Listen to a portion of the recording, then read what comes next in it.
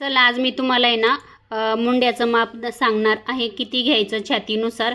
आपण बघा नेहमी काय करतो, इथे शोल्डर घेतो, गळा घेतो, पण मग आपल्याला आहे ना हा मुंडा किती घ्यायचा ते लक्षात येत नाही. तर बघा तुम्हाला एकदम सोप्या पद्धतीमध्ये सांगते. आपल्याला फक्त पाव पाव इंच वाढवीत चालायचं आहे.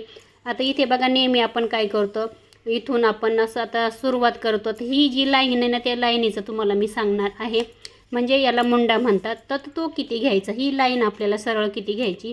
आता इथे बघू शकता 28-36साठी आपल्याला मुंडा घ्यायचा आहे. म्हणजे हा मुंडा तो घ्यायचा आहे 4.5 इंच, आणि 30 इंचाला घ्यायचं आहे 4.25 इंच, आणि 32 इंचाला घ्यायचं आहे 5 इंच, 34 इंचाला घ्यायचं आहे 5.25 इंच, 36 इंचाला घ्यायचं आहे 5.5 इंच, आणि 38 इंचाला घ्यायचं आहे 5.25 इंच, 40 इंचाला घ्यायचं आहे 6 इंच.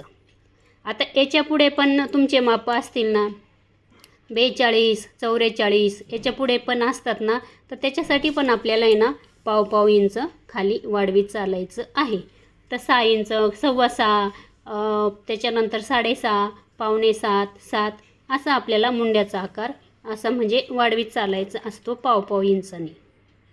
आता तुम्हाला टेपवरती सांगते. हे बघा 28 इंचासाठी घ्यायचं आहे आपल्याला, छातीचं मापासाठी घ्यायचं. इथे बघा मुंडा 4.5 इंच, हे बघा इथे हे 4.5 इंच, त्याच्यानंतर पाव इंच वाढवायचं आहे. इथे 4.25, परत पाव इंच वाढवायचं, 5 इंच इथं येतं, त्याच्यानंतर 5.25 इथं येतं, त्याच्यानंतर 5.5 इथं येतं, इथे 5.25 येतं, इथे 6 येतं. हे बघा 40 इंचापर्यंत 6 इंच आपल्याला इतका मुंडा घ्यायचा असतो. म्हणजे हे मापाने असं आपल्याला मोजून घ्यायचं असतं असं. हे बघा आता 28 इंचासाठी इथे बघा 4.5ला इथे येणार, इथे आपल्याला इथे मग अशी लाईन ओढायची आणि हा पाठीमागच्या मुंड्याचा आकार द्यायचा असतो. म्हणजे आपल्याला जसं आपला छाती आपली वाढते ना, तसं आपला इथे ना मुंडा पण थोडा थोडा वाढत जातो. या पद्धतीने तुम्ही ना मुंड्याचा आकार घेऊन बघा, खूप छान फिटिंग बसते, कमी होत नाही किंवा जास्त पण होत नाही. आणि डीप गळा असेल ना, तर इथे आपल्याला आहे ना फक्त 1 इंच पाठीमागच्या मुंड्याचा आकार द्यायचा असतो. इथला 1.5 इंचावर नाही द्यायचा, कारण की इथे खूप चुने येतात किंवा झोळ पडतो. याच्यावरती पण मी व्हिडिओ बनवेल.